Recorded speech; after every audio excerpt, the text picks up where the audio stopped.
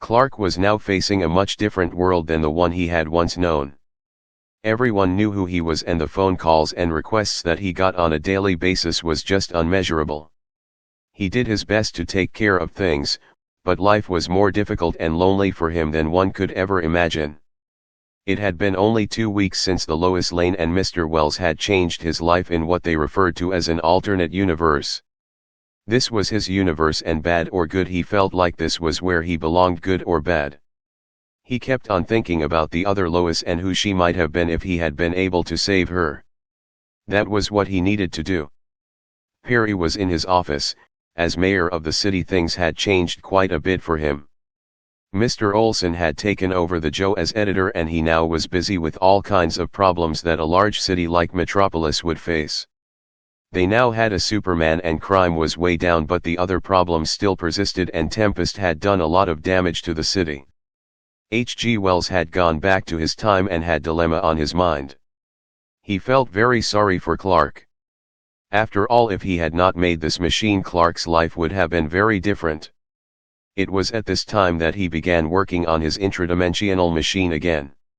He was going to go to the alternate universe and offer Clark a chance, if he wished to go back in time and save Lois if it could be done. Clark walked into the mayor's office and asked to speak to Perry. Perry was glad to see him and said, "Take a seat, my friend. What can I do for you?" The mayor's office was large, and although Perry and Clark had been friends for a long time, things were very different now. He was now known as Superman and Perry was the mayor. He took a seat and smiled. "Nice office. I am sorry to bother you, but I would like to ask you a few questions about Lois Lane. What happened to her, and do you have any thought might help me to find her if she is still alive somewhere?" Perry took a deep breath and got up from his chair. Lois had been his best investigative reporter, headstrong, smart, young, and had insisted on going down to the Congo on an investigation into gun smuggling. She had been in the heart of the Congo and just left a dispatch for him when he heard from another operative in the area that she had disappeared. He had sent out man after man to find her, but there had never been any sight of her from that time on. The Congo was a large area, and there were even rumors of headhunters in the area.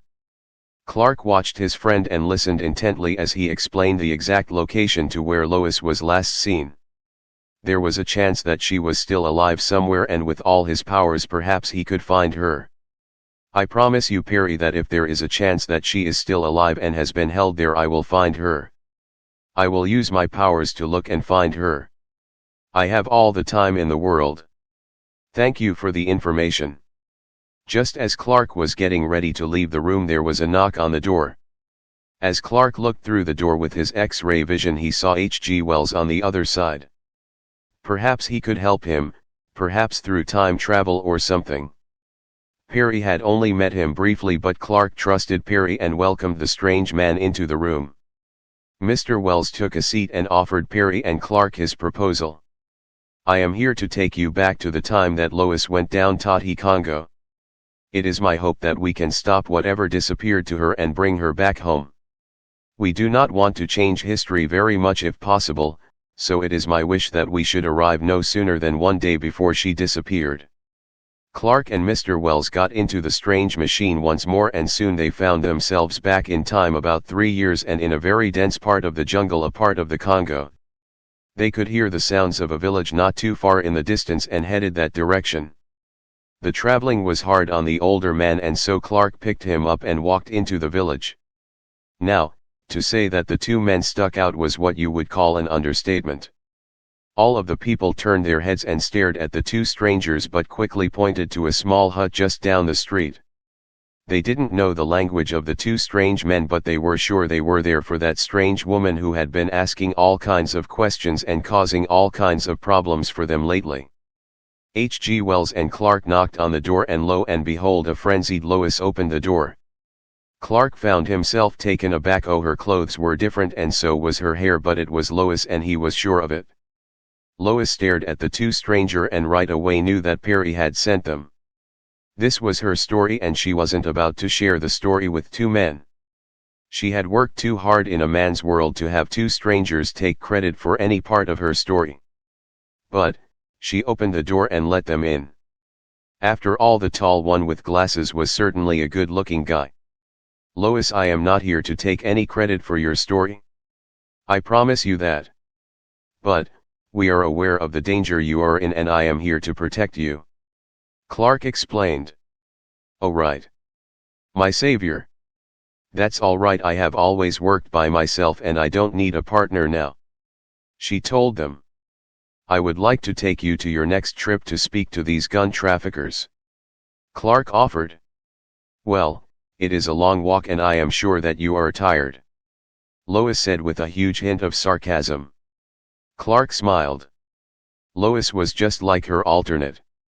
Jump in with both feet and get to the truth at all costs. He was beginning to fall in love with her already. But, he gave her his sweetest smile and said. With me you don't have to walk, I can fly you there. Lois looked at the young man as if he had three eyes and said. The jungle is very thick here and there is no place for a plane or even a helicopter to land. Clark smiled and said, I don't need alternative transportation, I can fly you there myself and we can land anywhere that a person can walk. Now Lois was not sure what to think of those two strange men. They had to be crazy coming down to this dangerous area and then to think that he could fly. But, she was a determined lady that didn't have time for jokes, so she said, all right, show me. Before she knew it, the man that called himself Clark Kent had picked her up in his arms and they were up in the sky. She was amazed he was flying and somehow she felt completely safe in his arms. Who was this man and where did he come from? She was sure if there was anyone on this planet that could fly she would have heard of him. Clark smiled down at the lady that he had come to save and followed her directions to the place where she was to meet with one of the leaders of the gun traffickers. I insist that you let me speak to this man alone. I have worked hard to speak to him and have been told that if I bring someone with me he will not meet with me. 4. From past experiences, Clark knew that to argue with Lois wasn't worth the time or effort. He reluctantly agreed but insisted that he stay in the area to make sure that she was safe. With that he put Lois down and went off to hide in the top of the trees where he could watch and listen to what was going on at the meeting. Lois didn't know about his X-ray vision or super hearing, so she wouldn't know that he was keeping a super eye on her also.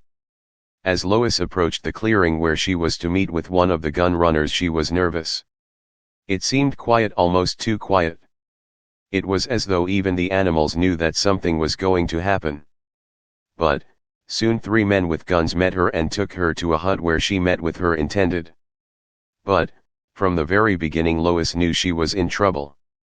It was quite apparent that this man had bad intentions.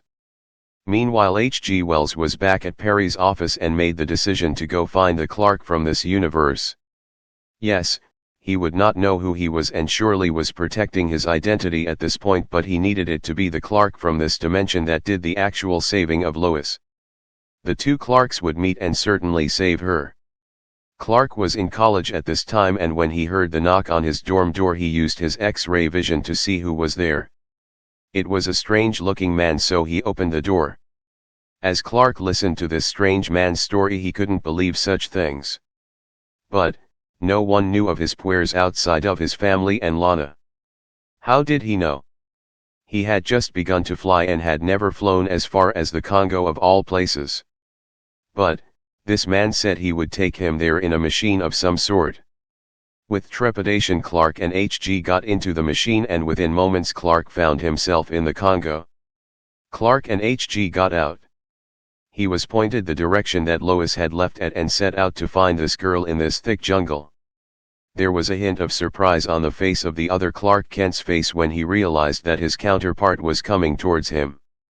Apparently, HG had gone and gotten him so that he could meet with Lois. But, there was no time for a meeting as they saw the man grab Lois and hold a large knife to her neck. Without a moment's hesitation the men, one from the back and one from the front, swooped down and removed the knife and took care of all the gun runners in the building. Lois looked at the 2 identical men and said thanks. With the swoop of his arm the Superman from this universe and they took off flying.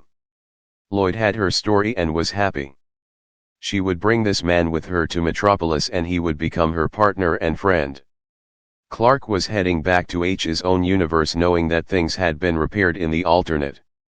They would have a fresh start and Clark's identity would be also protected.